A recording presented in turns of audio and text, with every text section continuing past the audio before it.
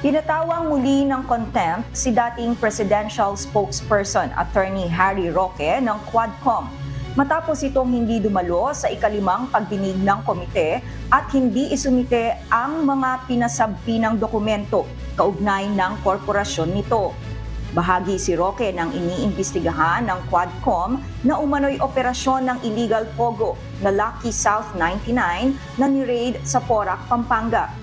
August 22 nang unang ma-cite in contempt si Roque at isang araw na na-detain sa house premises dahil sa umano'y pagsisinungaling nito sa dahilan ng hindi pagdalo sa kauna-unahang public hearing ng Quadcom noong August 16. Nagdesisyon naman si Atty. Roque na hindi nadadalo sa Quadcom hearings hanggat hindi na iaakyat sa Korte Suprema ang mga isyong ito para sa judicial determination. Malinaw naman sa tingin ko sa buong bayan na ang nangyayari dito sa Quadcom ay hindi investigasyon. Ito isang witch hunt.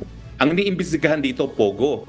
Ano naman ang kinalaman ng mga personal record sa Pogo na yan? Samantalang yung aming family corporation na Biancham, binuo yan 2014 pa